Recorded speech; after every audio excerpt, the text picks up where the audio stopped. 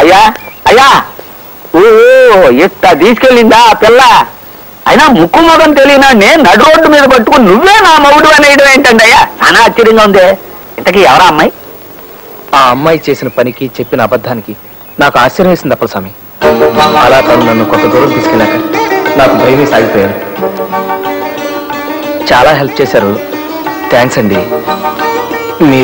నేను మీకు తెలియకపోయినా మీరు నా కాలేజీలో సీనియర్ గా బాగా తెలుసు. ఇందాక గొడవ చేసిన రాస్కెల్ నాకు తెలిసిన ఇంట్లో 4 నెలల రోజుల క్రితం ఇలాగే గొడవ చేసి డబ్బు తీసుకెళ్లాడండి. ఆ బ్యాచ్ కి అదే వృత్తి. అందుకే వాళ్ళు మళ్ళీ మీ చుట్టూ వల పన్నుతుంటే చూస్తూ ఊరుకోలేకపోయాను. ఇంకో మార్గం ఏం తోచగా అంత అబద్ధం ఆడాల్సి వచ్చింది. ఇంకా నయం కదండి, ఆ కంగారులో మీకు మెదడు పనిచేసింది. నాకైతే బ్రెయిన్ ఆఫ్ అయిపోయిందండి. నా పేరు ఇక్ష్వాకుడని, నేను క్రీస్తుపూర్వం 620 సంవత్సరంలో మగధ సామ్రాజ్యానికి రాజునని, ఇంకా ఏమిటేమిటో అనిపించిందండి. ఈ పరిచయం సాకుగా మన స్నేహం పెరగాలని ప్రయత్నించకండి. నాకు అలాంటివి నచ్చవు. జరిగింది మర్చిపోండి. Good bye. తొలి పరిచయంలోనే నా భార్యని చెప్పడం వలన మరెందు చేతనం ఆ అమ్మాయి నన్ను ఆకట్టుకుంది. నా మనసంతా తనే నిండిపోయింది. ఆ అమ్మాయి పేరు లావణ్య. అవును, ఆ అమ్మాయి కొంతమంది ఆడపిల్లలు కలిసి ఓ ఇల్లు అద్దెకు తీసుకుంటున్నారు.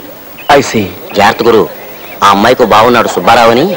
అతను ఆ ఇంట్లోనే ఉంటాడా? లేదు, బయట ఎక్కడో ఉంటూ ఉద్యోగం చేసుకుంటున్నాడు. కానీ అతను ఆ పిల్ల మీద ఏగైనా వాళ్ళనివాడు గురు. సుబ్బారావు కంటపడకుండా లావణ్య ఇల్లు ఎక్కడో తెలుసుకోవాలనుకున్నాను.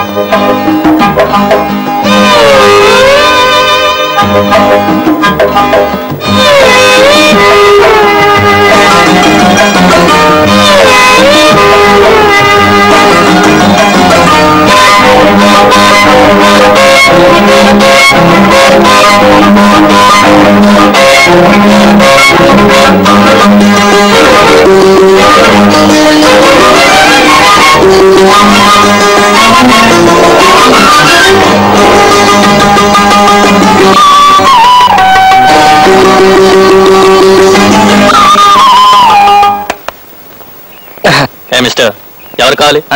అది ఇక్కడ అద్దెకిచ్చే వాటా ఉందని ఎవరో చెబితేను. చూడు మిస్టర్, ఈ ఇంట్లో గాని, ఈ వీధిలో గాని, ఈ పేటలో గాని అద్దెకిచ్చే వాటాలేవీ లేవు. ఇది ఆడపిల్లలుండే ఇల్లు. ఇంకోసారి వీధిలో కనిపించావో జాగ్రత్త.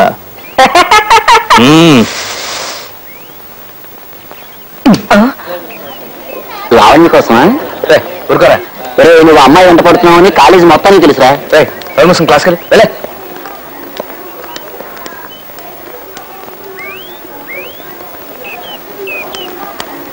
నువ్వు మా లావణ్య చుట్టూ తిరుగుతున్నావని తెలిసింది.